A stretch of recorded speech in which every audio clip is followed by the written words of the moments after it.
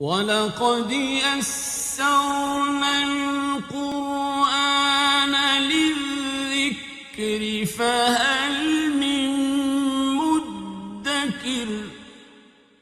الحمد للہ رب العالمین والصلاة والسلام علی سید الانبیاء والمرسلین، اما بعد فاعوذ باللہ من الشیطان الرجیم، بسم اللہ الرحمن الرحیم۔ وَإِذْ أَخَذَ اللَّهُ مِيثَاقَ النَّبِيِّينَ لَمَا آتَيْتُكُم مِّن كِتَابٍ وَحِكْمَةٍ ثُمَّ جَاءَكُمْ رَسُولٌ مُصَدِّقٌ لِّمَا مَعَكُمْ لَتُؤْمِنُنَّ بِهِ وَلَتَنصُرُنَّهُ۔ قابل صد احترام سورہ آل عمران کی 81 نمبر آیت مبارکہ آج سے انشاءاللہ ہم اس سے آغاز کریں گے، اور تیسرا پارہ تکمیل کی جانب ہے۔ 11 آیات مبارکہ ٹوٹل باقی ہیں۔ سورہ آل عمران اپنے مزاج کے اعتبار سے مدنی 200 آیات مبارکہ کے اوپر مشتمل ہے، اور آج سے ان کو ایک نئے انداز میں وفد نجران کو تبلیغ کی جا رہی ہے۔ پہلے ان کا موقف سنا، اور وہ کیا تھا کہ عیسیٰ ابن اللہ ہے، اور عقیدہ تثلیث اور یہ ساری ڈیبیٹ پہلے گزر چکی۔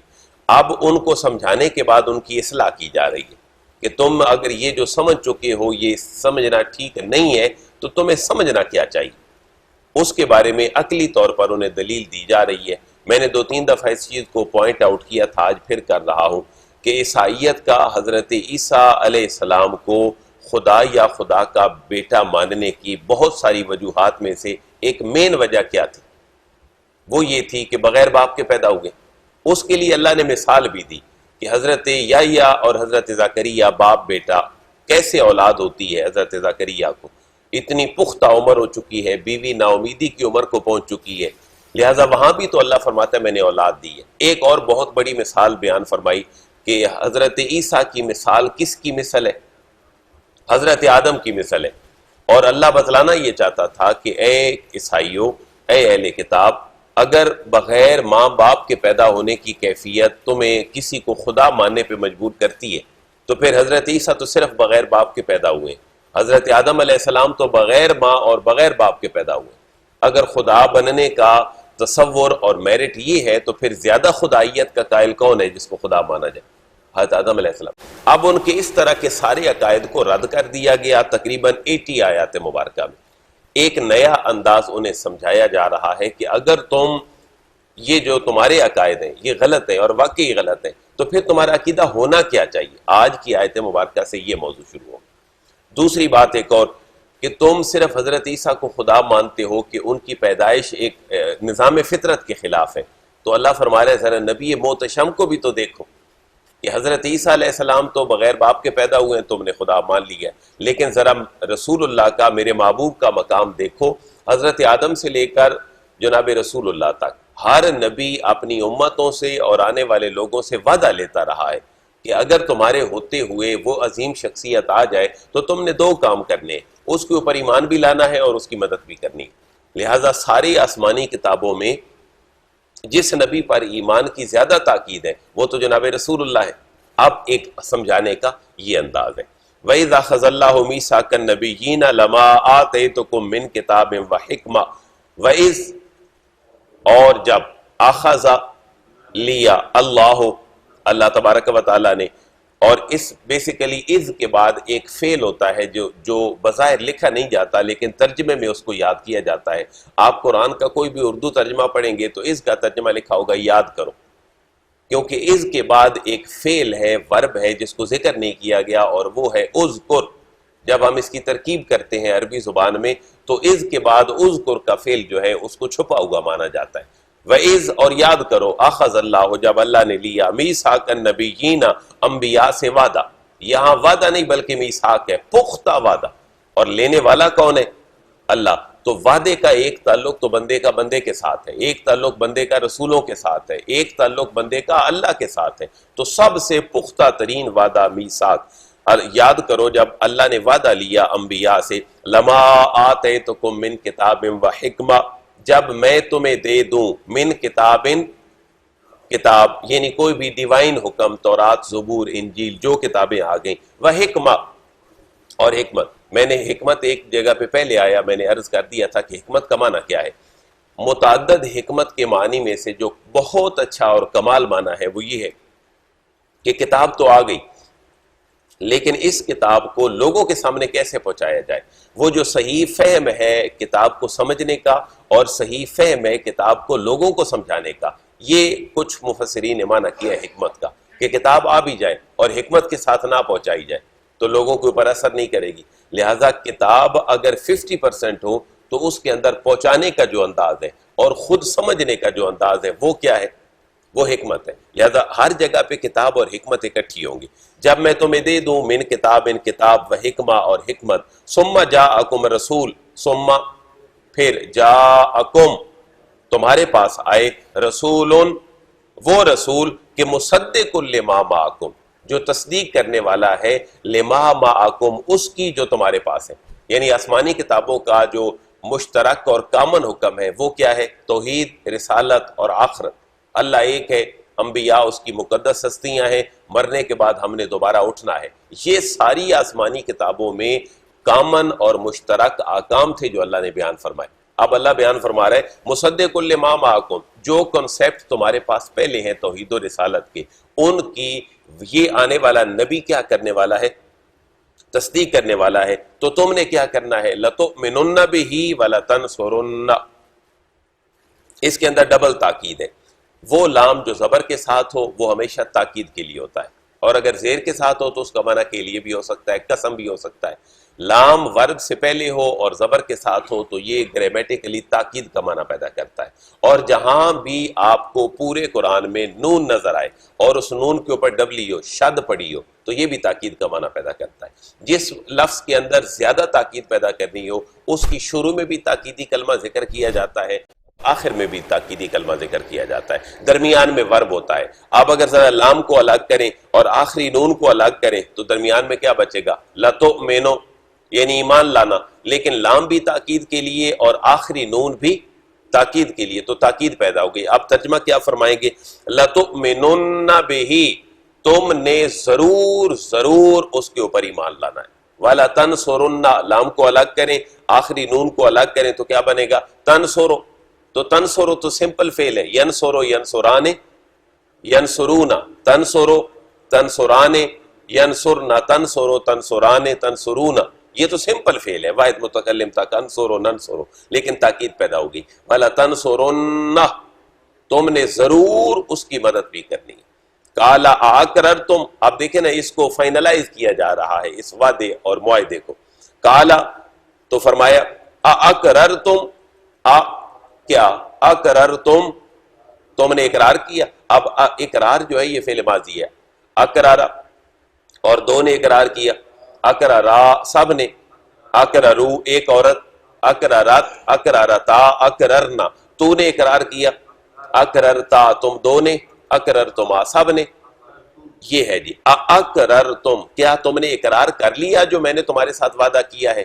وعدہ کیا ہے؟ ایمان بھی لانا ہے اور مدد بھی کرنی ہے، ایمان اور مدد دونوں کا وعدہ۔ تو اللہ تاکیداً پوچھ رہا ہے اقررتم، کیا تم نے اس کا اقرار کر لیا؟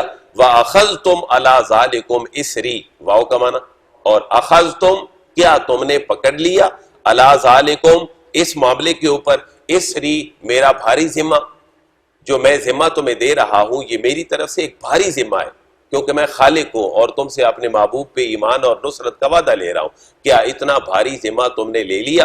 قالوا اقررنا، جواب کیا آیا؟ قالوا، سب نے کہا، اقررنا، ہم نے اقرار کیا۔ اب کس نے اقرار کیا؟ ہر نبی سے اللہ وعدہ لے رہا ہے جب اللہ انبیاء کو بھیج رہا ہے۔ پھر اللہ فرما رہا ہے قال فاشهدوا وانا معكم من الشاہدین، قال فرمایا، کس نے؟ اللہ نے۔ جب پوچھا کہ تم نے اقرار کر لیا تو انہوں نے کہا ہم نے کر لیا، تو پھر اللہ نے فرمایا، قال، اللہ نے فرمایا، فاشهدوا، فا کا معنی پس، اشهدوا، گواہ بن جاؤ، اشهدوا، گواہ بن جاؤ، وانا معكم من الشاہدین، وانا، اور میں بھی، معکم، تمہارے ساتھ ہوں، من الشاہدین، گواہوں میں سے، میں بھی تمہارے ساتھ گواہوں میں سے ہوں، اور تم بھی اس کے اوپر گواہ ہو جاؤ کہ آخر میں ایک نبی محتشم تشریف لائے گا جو میرا محبوب ہوگا، تم نے ایمان بھی لانا ہے اور اس کی مدد بھی کرنی ہے۔ اب ایک چھپے الفاظ میں، محبت کے سانچے میں اس آیت کو یہ سمجھایا جا رہا ہے کہ حضرت عیسیٰ کی صرف آؤٹ آف دا وے پیدائش اگر تمہیں ان کو خدا ماننے پہ مجبور کر رہی ہے تو ذرا اس نبی کی شان کو بھی تو دیکھو کہ ہر نبی سے وعدہ لے رہا ہے، اور وعدہ کون لے رہا ہے؟ اللہ لے رہا ہے کہ آنا ہے تو ایمان بھی لانا ہے اور اس کی مدد بھی کرنی ہے۔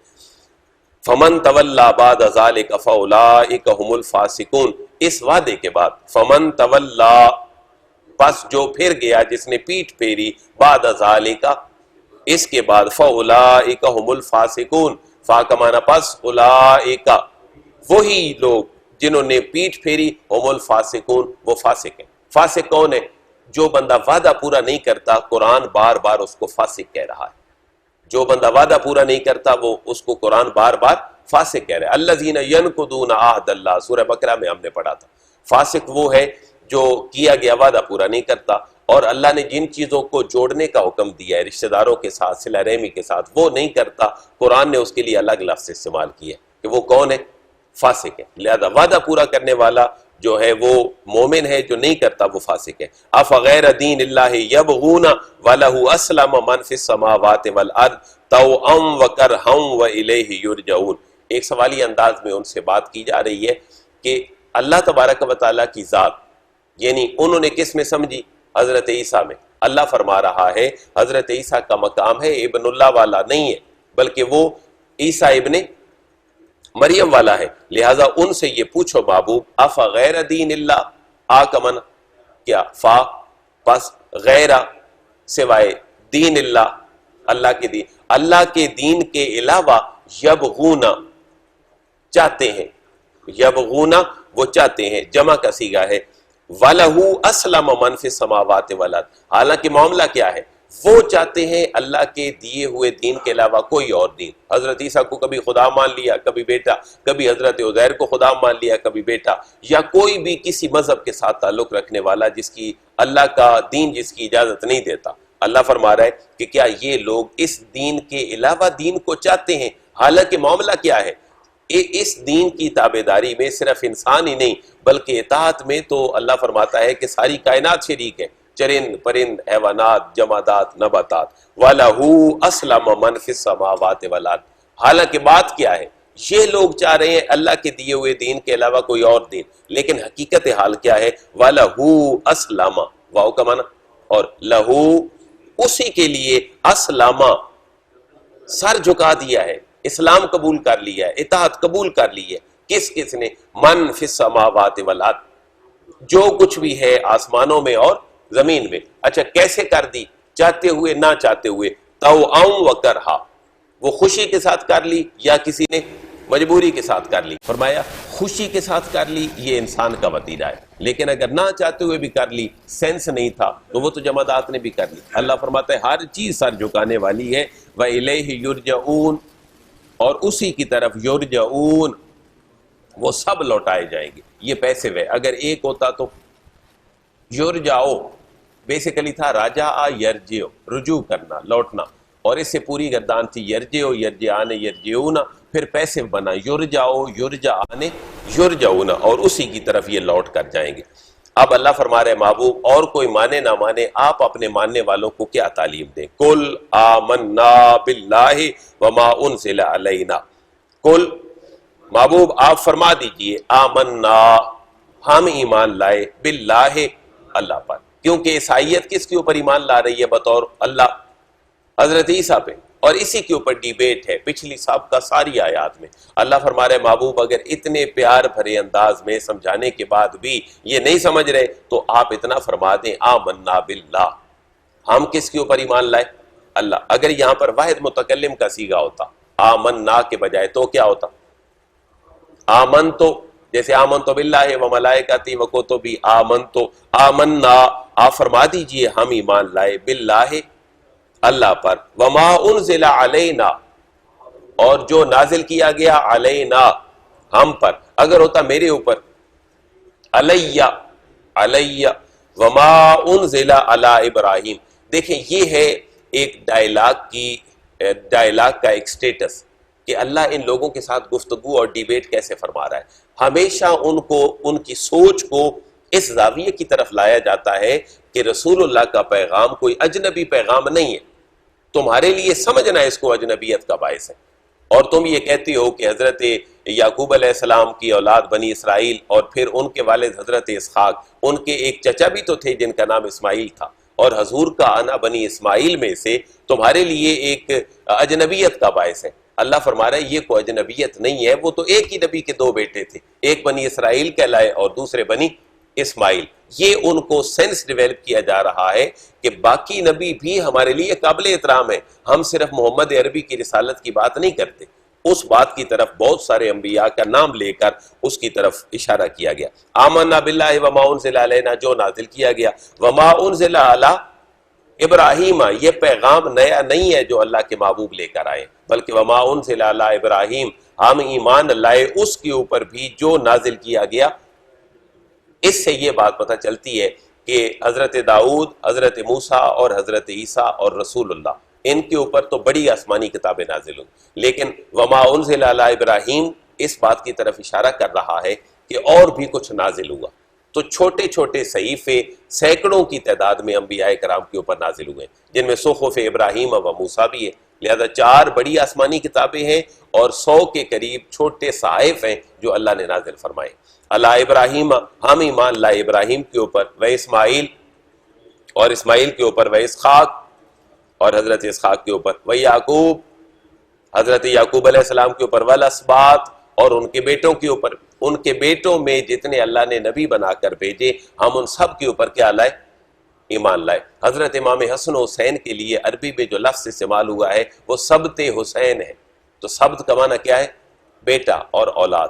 تو ہم ایمان لائے اس پر جو ابراہیم پر، اسماعیل پر، اسحاق پر، یعقوب پر، والاسباط اور ان کے بیٹوں کے اوپر جتنے آگے انبیاء آئے۔ وما اوتی موسیٰ و عیسیٰ والنبیون من ربہم، وما اوتی اور جو دیا گیا، یہ بھی پیسے میں بیسیکلی تھا عطایاتی، اس سے بنا اوتی، اور جو دیا گیا موسیٰ جناب موسیٰ کو، و عیسیٰ اور جناب عیسیٰ کو، والنبیون اور باقی انبیاء کو، من ربہم ان کے رب کی طرف سے۔ اللہ فرما رہے محبوب آپ یہ اعلان فرما دیں کہ ہمارا اعلان سارے انبیاء کی نبوتوں اور رسالتوں کے اوپر ایمان لانا ہے، اور لا نفرق بین احد منہم، لا نفرق ہم فرق نہیں کرتے، بین احد کسی ایک کے درمیان بھی، منہم ان میں سے، ونحن لہ مسلمون اور ہمارا یہی عقیدہ ہمیں ایک ٹائٹل دے رہا ہے، اور وہ ہمارے لیے ٹائٹل ہے مسلم، وَنَحْنُ لَهُ مُسْلِمُونَ